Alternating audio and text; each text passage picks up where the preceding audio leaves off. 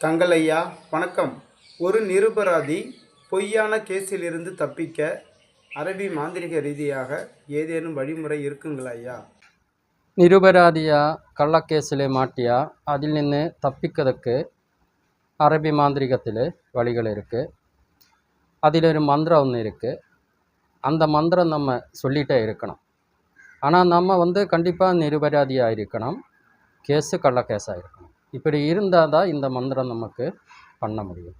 நம்ம எதாவது தப்பு பண்ணின பிறகு ஏதாவது கேஸில் மாட்டி இந்த மந்திரம் சொல்லி பிரயோஜனம் இருக்காது.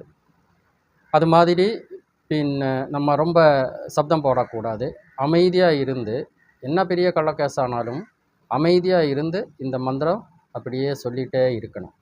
கூடிய சீக்கிரம் அந்த கள்ள கேஸிலிருந்து நமக்கு விடுதல் கிடச்சிடும். நம்மக்கிட்ட ஏதாவது தப்பு நம்ம கேஸு ஜெனுவினாக இருக்குது, கள்ள கேஸ் இல்லை, இப்படி ஏதாவது இருந்தால் அதுக்கு என்ன தண்டனை கொடுக்குதோ அதை நம்ம அனுபவிச்சே ஆகணும். அந்த தண்டனை நம்ம அனுபவிக்கிறது தான் நமக்கு நல்லது. ஏன்னா அந்த தண்டனை அனுபவித்து அதோட அந்த பிரச்சனை அப்படியே முடிஞ்சிடும்.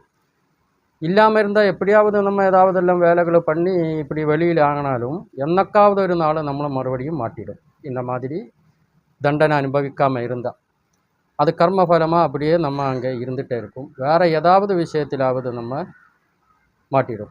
அதனால் கள்ளக்கேஸில் ஜெனுவினாக இல்லாமல் கள்ளக்கேஸில் நிரபராதியாக இருந்த ஆளுக்கு மட்டும்தான் இந்த மாதிரி அரபி மாந்திரிகத்தில் இந்த மாதிரி வேலைகளெல்லாம் பண்ண முடியும். அது இல்லாமல் ஏதாவது தப்பு நம்மக்கிட்ட வந்துட்டு இருந்தால் என்ன தண்டனை அரசாங்க கோடதி என்ன தண்டனை கொடுக்குதோ அந்த தண்டனை சந்தோஷமாக சீகரித்து அதிலிருந்து விடுதலை ஆகுனது தான் நல்லது. வணக்கம் நண்பர்களே.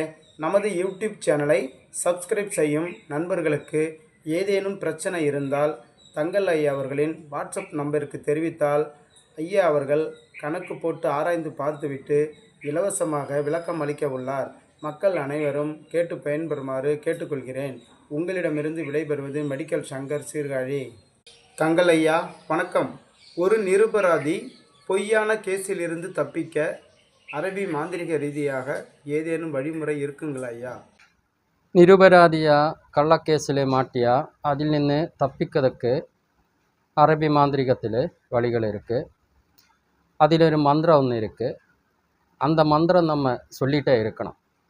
ஆனால் நம்ம கண்டிப்பாக நிரபராதியாக இருக்கணும்.